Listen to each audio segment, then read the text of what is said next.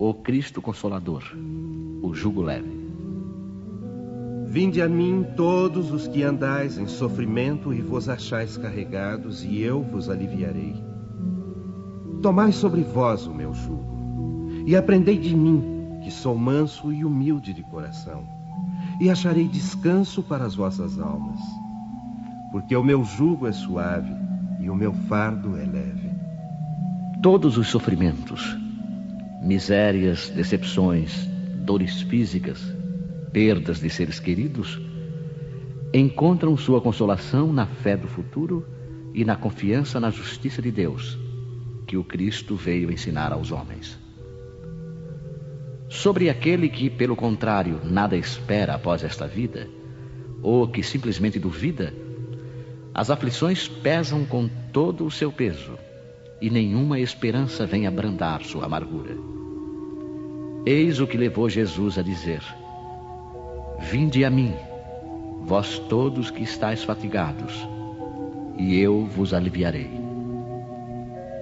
Jesus, entretanto, impõe uma condição para a sua assistência e para a felicidade que promete aos aflitos. Essa condição é a da própria lei que ele ensina. Seu jugo é a observação dessa lei. Mas esse jugo é leve, e essa lei é suave, pois impõem como dever o amor e a caridade. Consolador prometido. Se me amais, guardai os meus mandamentos, e eu rogarei ao Pai, e ele vos dará outro Consolador, para que fique eternamente convosco o Espírito da verdade, a quem o mundo não pode receber, porque não o vê, nem o conhece. Mas vós o conhecereis, porque ele ficará convosco e estará em vós. Mas o Consolador, que é o Espírito Santo, a quem o Pai enviará em meu nome, vos ensinará todas as coisas e vos fará lembrar de tudo o que vos tenho dito. Jesus promete outro Consolador. É o Espírito da verdade, que o mundo ainda não conhece, pois não está suficientemente maduro para compreendê-lo, e que o Pai enviará para ensinar todas as coisas e para fazer lembrar o que o Cristo disse. Se, pois, o Espírito da verdade deve vir mais tarde ensinar todas as coisas, é que o Cristo não pôde dizer tudo. Se ele vem lembrar o que o Cristo disse, é que o seu ensino foi esquecido ou mal compreendido. O Espiritismo vem, no tempo assinalado, cumprir a promessa do Cristo. O Espírito da verdade preside ao seu estabelecimento. Ele chama os homens à observância da lei. Ensina todas as coisas, fazendo compreender o que o Cristo só disse em parábolas. O Cristo disse: que ouçam os que têm ouvidos para ouvir. O Espiritismo vem abrir os olhos e os ouvidos, porque fala sem figuras e alegorias. Levanta o véu propositalmente lançado sobre certos mistérios e vem, por fim, trazer uma suprema consolação aos deserdados da terra e a todos os que sofrem, ao dar uma causa justa e um objetivo útil a todas as dores. Disse o Cristo: bem-aventurados os aflitos, porque eles serão consolados. Mas como se pode ser feliz por sofrer, se não se sabe por que se sofre? O Espiritismo revela que a causa está nas existências anteriores e na própria destinação da Terra, onde o homem expia o seu passado. Revela também o objetivo, mostrando que os sofrimentos são como crises salutares que levam à cura. São a purificação que assegura a felicidade nas existências futuras. O homem compreende que mereceu sofrer e acha justo o sofrimento. Sabe que esse sofrimento auxilia o seu adiantamento e o aceita sem queixas, como o trabalhador aceita o serviço que lhe assegura o salário. O Espiritismo lhe dá uma fé inabalável no futuro, e a dúvida pungente não tem mais lugar na sua alma.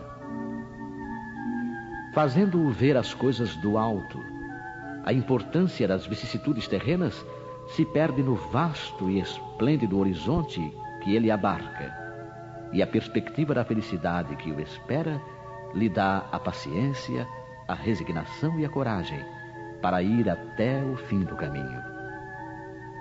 Assim, realiza o Espiritismo o que Jesus disse do Consolador prometido: conhecimento das coisas que faz o homem saber de onde vem, para onde vai e por que está na terra, lembrança dos verdadeiros princípios da lei de Deus e consolação pela fé e pela esperança.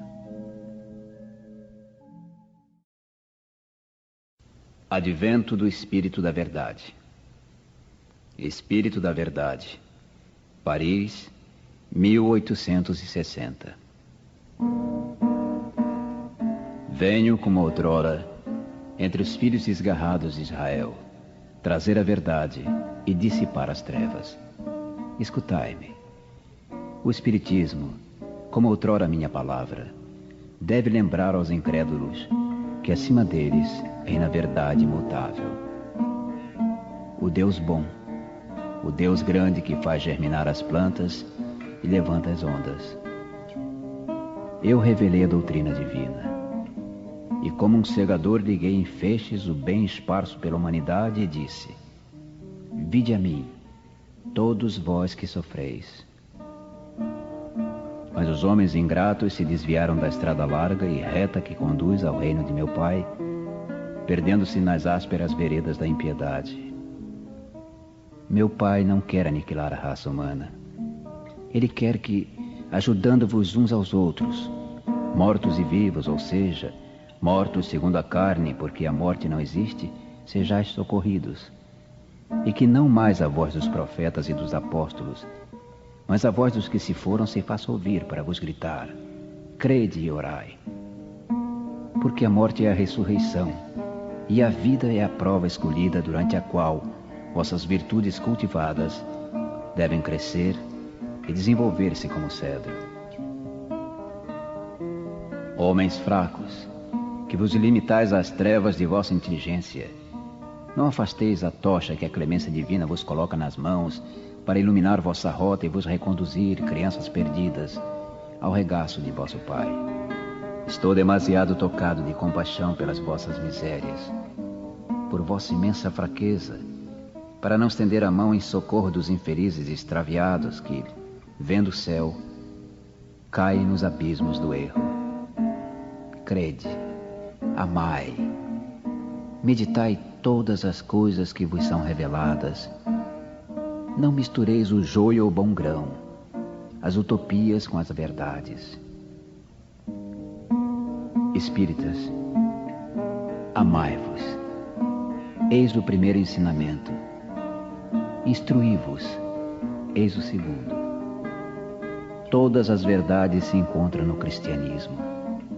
Os erros que nele se enraizaram são de origem humana. E eis que do além-túmulo, que acreditáveis vazio, vozes vos clamam: irmãos, nada perece. Jesus Cristo é o vencedor do mal. Sede os vencedores da impiedade.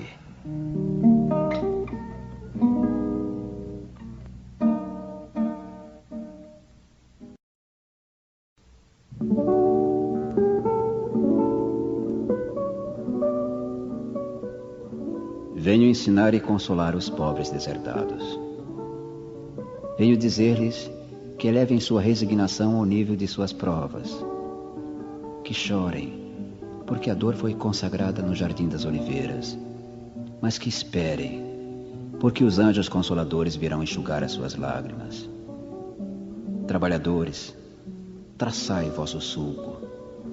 Recomeçai no dia seguinte a rude jornada da véspera. O trabalho de vossas mãos fornece o pão terreno aos vossos corpos, mas vossas almas não estão esquecidas. Eu, o o divino jardineiro, as cultivo no silêncio dos vossos pensamentos. Quando soar a hora do repouso, quando a trama escapar de vossas mãos e vossos olhos se fecharem para a luz, sentireis surgir e germinar em vós a minha preciosa semente. Nada se perde no reino de nosso Pai. Vossos suores e vossas misérias formam um tesouro que vos tornará ricos nas esferas superiores, onde a luz substitui as trevas, e onde o mais desnudo entre vós será talvez o mais resplandecente. Em verdade vos digo, os que carregam seus fardos e assistem os seus irmãos são os meus bem-amados. Instruí-vos na preciosa doutrina que dissipa o erro das revoltas e vos ensina o objetivo sublime da prova humana. Como o vento varre a poeira, que o sopro dos espíritos dissipe a vossa inveja dos ricos do mundo, que são frequentemente os mais miseráveis, porque suas provas são mais perigosas que as vossas. Estou convosco, e meu apóstolo vos ensina. Bebei na fonte viva do amor, e preparai-vos cativos da vida, para vos lançardes um dia livres e alegres no seio daquele que vos criou, fracos para vos tornar perfeitos, e deseja que modeleis vós mesmos a vossa dócil argila, para serdes os artífices da vossa imortalidade.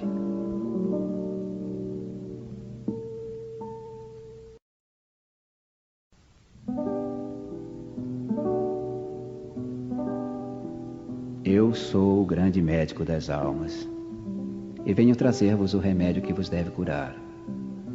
Os débeis, os sofredores e os enfermos são os meus filhos prediletos, e venho salvá-los.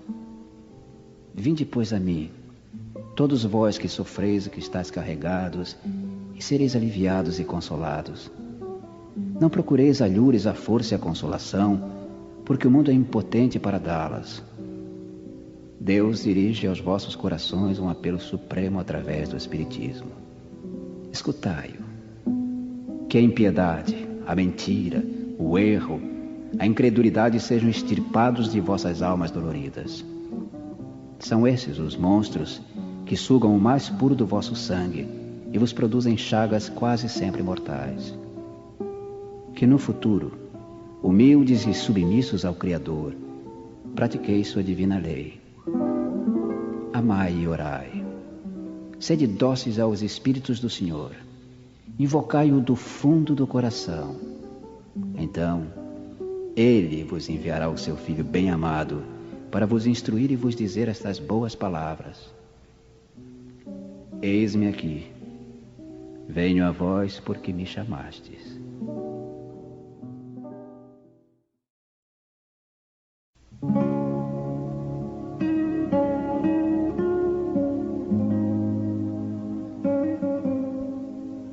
Deus consola os humildes e dá força aos aflitos que a suplicam. Seu poder cobre a terra e por toda parte, ao lado de cada lágrima, põe o bálsamo que consola. O devotamento e a abnegação são uma prece contínua e encerram um profundo ensinamento. A sabedoria humana reside nessas duas palavras.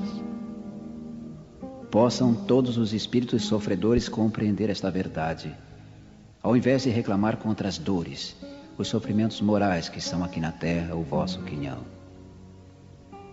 Tomai, pois, por divisa essas duas palavras, devotamento e abnegação, e sereis fortes, porque elas resumem todos os deveres que a caridade e a humildade vos impõem. O sentimento do dever cumprido vos dará a tranquilidade de espírito e a resignação. O coração bate melhor, a alma se acalma, e o corpo já não sente desfalecimentos, porque o corpo sofre tanto mais, quanto mais profundamente abalado estiver o espírito.